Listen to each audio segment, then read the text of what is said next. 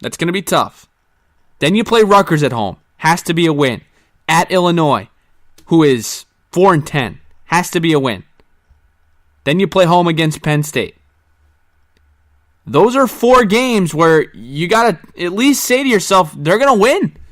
And you have to win those games. You're a tournament team. You win those 4 games, you're 16-2 and 4-1. 5-1 in the Big Ten.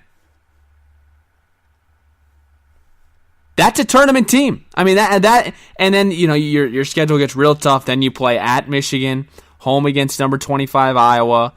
You play Wisconsin again in a few weeks. Michigan State, Nebraska, Indiana, Michigan. Look, the Big Ten has completely brought it back. I mean, I think if you even go 10-8, 11-7, you're in. You got to get to at least 20-something wins, right? And you got 12 right now, and you had a pretty good non-conference schedule.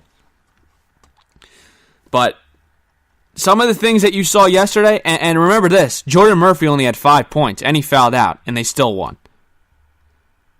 McBrayer played great. The kid Brock Stull, who came off the bench, really he's a transfer, graduate transfer, veteran leader. He came on, hit 2 big threes. You like what Eric Curry's going to bring off the bench? I mean, it was a really good effort by everyone, led by Amir Coffey. And Coffey is playing like Ben Simmons. He's got that Ben Simmons type of role, except he shoots it a little. But you got to be excited for the Gophers. I mean, this is usually what Pitino does. It's usually tournament, then horrible. Tournament, then horrible. So this is supposed to be a tournament year. You got to be excited. Congratulations to the Gopher Hoops team as they move to a strong, and they should be ranked. I think they should be ranked. And they're, by the way, 12-2. They should be ranked after beating back-to-back ranked opponents in Nebraska and Wisconsin. Coming up next, you waited for him. He hasn't been on in a few weeks, and that is Negative Dave. All right, you waited for him. You got him. It's Negative Dave. He's back after just a horrible week in terms of Minnesota sports with the Vikings. Actually, the Wild, they won yesterday. The Gophers had a big win. But let's stick to the whole season of Minnesota and the Vikings, and they lost on Sunday versus the Bears. I was talking to Dave a little before, and I just kind of said, how do you not expect it? But Dave actually thought that the Bears would win, huh, Dave? Or the Vikes would win. Well, based on history, yes, I did. You put in the factors. They needed a game. They were at home. The Bears, you didn't know how they were going to mentally be into it. Assuming, of course, the Rams were going to take care of business, which they did. They got up, on San Francisco, and I'm sure Chicago, was paying attention or knew what the score was. Oh, for sure. But, but they still came out in the second half, and they did what they had to do. I kind of thought maybe, the refs kind of helped the Vikings get that touchdown with a couple of questionable calls. Yeah, and they had some questionable, we had some questionable calls on it. I mean, the roughing the passer was just brutal. Yes. But I'll give the Bears credit. I mean, they could have, throw their second stringers in earlier than they did, and they obviously, I have a feeling they're not going to beat Philly. Really? But, I do. I just, I think if Nick Foles is healthy, I think Philly wins that game, and I think Chicago might have burned themselves because there's no way they'd have a way better chance of beating the Vikings this week at home. But give them credit, they came out. Now, that being said, it makes it even worse looking for the Vikings, in my opinion. The season was always kind of weird, wasn't it? It was. I mean, something was just always wrong. It started with that loss against Buffalo at home. And usually teams that are the better half, teams in the league, and teams that go to the playoffs, they don't lose games like that. Early, late, middle season. The deal with Zimmer and his offensive coordinator was embarrassing again. Again. In my opinion. Yes. You can't have that. Especially, I mean, he has every right to make the decision to get rid of the guy. But you know what, Mike? I think it's pretty obvious now that Mike has trouble getting along with people. I agree. He's got to start looking at himself in the mirror, Dave. Yes. And again, now, did you catch any of his end of the year press conference yesterday? I didn't. I didn't on purpose because I knew you watched it and I wanted you to fill me in on it.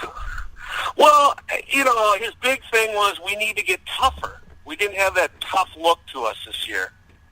And I don't understand that. Tough. Now, what's tough? Now, you're playing football, and I don't understand why he's using that as an excuse. I think he needs to really take a look at himself, and he needs to say, hey, I need to improve here. I need to improve here. I know he's not going to come out and tell us everything. No business does. Things that go behind closed doors. But it's pretty obvious that he can't get along with people. Right. And let me... Okay, continue. No, go ahead.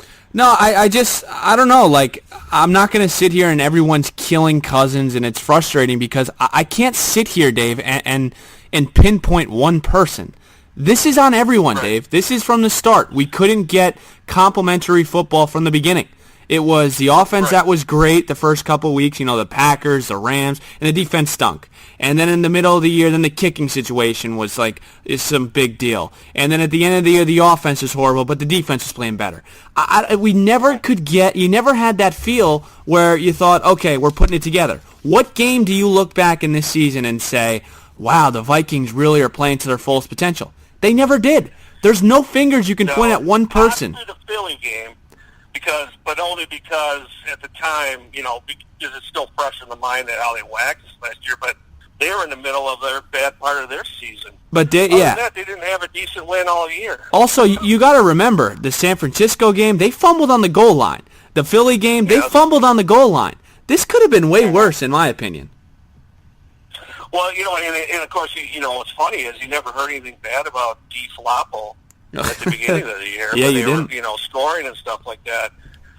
I just think that it's obvious that he has issues, and this goes way back, that he's got issues with offensive people and personnel. That kicking situation from Green Bay is embarrassing. Carlson is lights out now. Of course he is. There's obviously somebody, we're probably going to have to go into next year with Bailey because they're not going to draft one. And Bailey, you can tell he's near the end. Yep. He's not he's all still there. So, that was a bad move. Now, I don't know at the time, the problem with him is I think he needs to sit back and think for a couple days and not be so knee-jerk, And what is he going to do? Is he going to hire another offensive coordinator like Kirk Cousins, who, like I said, I'm not defending Kirk Cousins. He's played poorly in a couple of these games in big spots. I get it. But so you're going to fire John DeFilippo. Then you're going to get rid of Kevin Stefanski. And then what are we going to bring in? Hugh Jackson? So he's going to have 3 offensive coordinators in 12 months? That's going to look really bad to me because... Dave, it's instability, Dave. There's no stability in the franchise. Well, now remember, he's big on getting guys he's buddies with. Now, is he good buddies with Hugh Jackson? Yeah, they coached in Cincinnati. Yeah. If he does come in here, it will look really bad because Stefanski will have to leave, and he's been with the organization for 12 years. And I would think that he's a shoo-in for the position. If they made that move 3 weeks into the season, otherwise he should have just done the damn play calling himself. If he's not good enough to figure out offense in defense, then he's not the right guy for the job. I know some guy. Everyone has their strengths from what positions they come from, but this guy has proven that he is just too. There's something wrong, okay? And I've often thought of that of Zimmer. I think you've heard him bring it up, even when they're winning.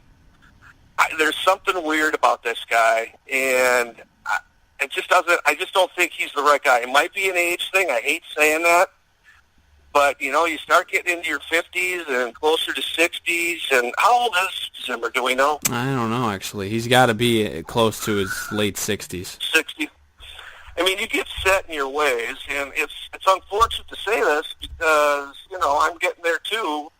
But, the younger generation, they come up, they're a little, they got different ideas and different ways of doing things, and you're seeing success with younger coaches and younger offensive coordinators. 100%. Mike, I think Mike needs to stop calling defensive plays. He's 62, by the way. I think he needs to get a defensive coordinator and let them do their job, and offensive coordinator do their job. He needs to be a better leader, and he needs to start admitting it, and he needs to stop throwing people under the bus. Accountability, man. Got to have accountability. Right. He needs to either lie better in his press conferences, or he needs to just put it on himself. A lot of coaches do that. They don't sit there and say, well, did you see the game? Did you see the kicker miss those? Mike, no. Yeah, we saw him miss those kicks, but you know what? He's a rookie, and he isn't on defense. You got to cut him some slack. It hasn't exactly been that great watching Trey Waynes the last 3 years. Yeah. He doesn't throw him under the bus. He never throws Treadwell under the bus. Oh, my God. Did you see what he said in his goodbye press? I mean, come on. I did everything that I could to help this team win. Are you kidding me? I mean, Laquan. It's learned. I guess it's learned behavior. It's learned behavior from the head coach. Now, let me just piggyback on that whole age thing, and I hate doing that too, Dave, but here's something that I talked about with Zimmer and Spielman and Kirk Cousins, right? Like, you could make the case that they both invested in an outdated stock in Kirk Cousins. The guy he's not, like traditional pocket passer quarterbacks, Dave, you're seeing less and less of them.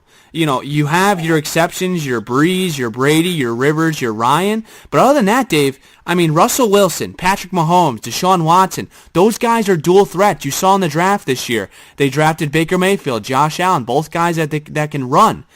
I mean, if you don't have an elite offensive line, Dave, Kirk Cousins is, I don't want to say it, but, I mean, he's kind of useless if you can't protect the guy because he is slower than molasses. Yeah, that's totally on Spielman and Zimmer. Now, did they not have the money? Now, I don't remember really well in free agent last year. I think a couple guys got scooped up really quick. I don't know if they didn't have the money, which was possible. Zimmer had to take a couple of guys off of defense again, and they probably thought their offensive line was okay, but maybe they didn't think, well, it's okay. It looked okay last year because Case is a quarterback that can move around. That is totally on both of those two. And the problem you have is the chances of them getting a solid offensive line here in the next 2 years is probably got a little bit of a long shot. Yep. I don't know who's out there. And in the draft, you're going to have to get really lucky to get a guy in who's going to be so solid right away. They're going to have to figure out how to, get time for Cousins. All right, let's do two things. Let's do two things here, and then we'll let you go. Number one, I wanted to get your thoughts on Stephon Diggs and the Thielen and the Cousins fight and not being on the same page on Sunday. I don't have a real problem with the passion. It shows that they care. My question with Thielen, though, is where was he since the New England game? Now, is it a simple case of him getting, someone like Belichick figured out how to defend him properly, and they couldn't figure routes for him or whatever? I don't know. I didn't see much of Thielen since that game. Have you? No, I haven't. I mean, he's definitely cooled down. He gets doubled. Him and Diggs get doubled a lot. So, like I said, that's where the third receiver needs to step up, and that's Treadwell. But, yeah, no, I agree. Thielen obviously cooled down. I mean, he was unbelievable. No one can cover him in the first 6-7 games. Yeah, I mean, it's pretty obvious that you don't want to see that on the sidelines, especially nowadays. It's going to be all over the place, especially when they lose. I mean, at least they showed that they care. But, hey, you know what? I don't know what was going on with Thielen, but I didn't see much of him since New England, and I don't know if he, teams figured out how to cover him, obviously. But that's on the Vikings not being prepared. I don't know why those guys couldn't get open since the New England game. I mean, if Belichick is that great of a schemer that he figured out how to shut those two down, or the fact that we just played, good teams there. But I don't know. I mean, the problem is you got Rudolph, who's a slow-footed, I want to run out of bounds after I catch the ball tight end. And I know he's a great guy, and he's great in the community and all this stuff. You know what? he never cuts up field, and I'm sick and tired of watching that. I am never too. tries for those extra yards. And you know what? Go out and sign a third receiver, and you got to